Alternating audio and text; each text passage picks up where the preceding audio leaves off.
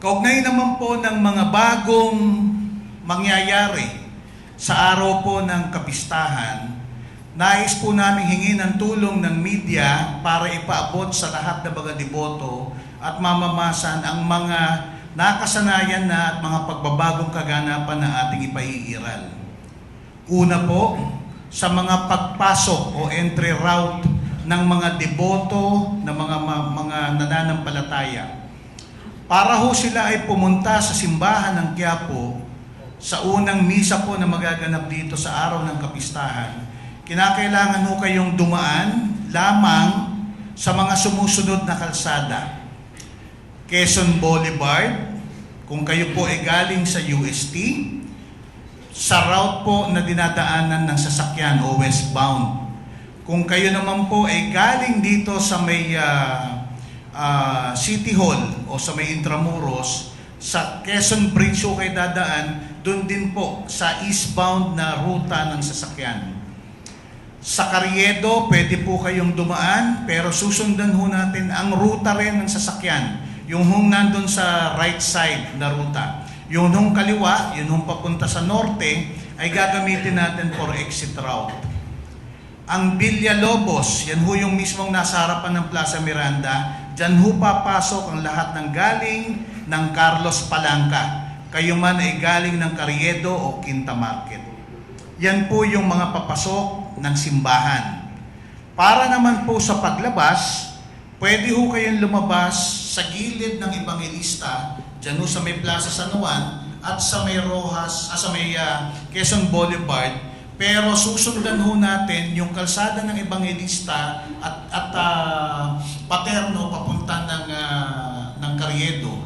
Dito naman sa lalabas sa may Quezon Boulevard, kayo po ay kakanan papuntang Quinta Market at papasok sa ilalim ng Quezon Bridge papunta ho ng Espanya. Para naman po sa mga pupunta sa Grandstand, pwede po kayong tumawid ng mga sumusunod na tulay papuntang Luneta Grandstand.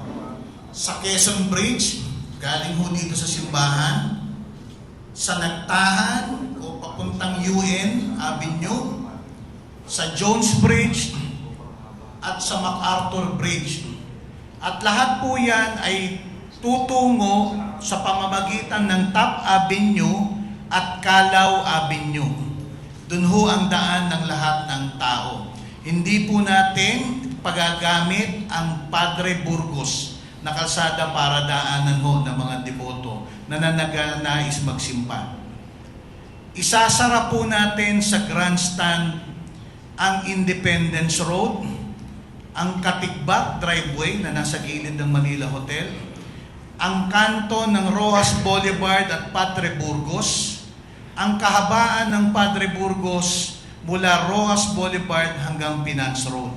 Hindi po natin ito padadaanan ng mga deboto at mamamasan.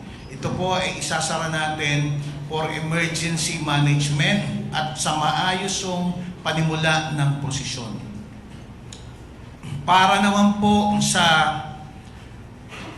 mga pagbabago sa ruta na atin hong isasara ng mga kalsada, gagamit po tayo ng parehas na ruta kagaya ng ating na ginamit noong 2024 at 2025. Tatawid ho tayo sa Ayala Bridge. Bagamat nais po namin ipaalam sa lahat na ang Ayala Bridge ay isasara po natin sa mga tao, sa mga deboto, hanggat hindi ho nakakatawid ang ating imahen ng Ayala Bridge. Isasara po natin ang Ayala Bridge mula doon sa baba niya, sa may Ayala Boulevard, hanggang makatawid ho ito ng Bicasal. Ganon din po, isasara din ho natin ang kalsada ng Carlos Palanca mula sa Ayala Bridge hanggang Quezon Boulevard.